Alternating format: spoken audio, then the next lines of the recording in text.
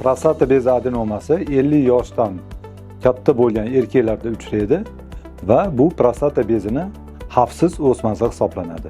Bunda asosan siyish oqimini pasayishi, tez hojatga borishlar, qovuni to'la bo'shamasligi va kechasi hojatga borishlar kiradi. Bu kasallikni davolashda 70% holda konservativ yoki dori-darmon bilan davolash mumkin. 30% holatlarda esa xirurgik yo'l bilan davolashga to'g'ri kelishi mumkin.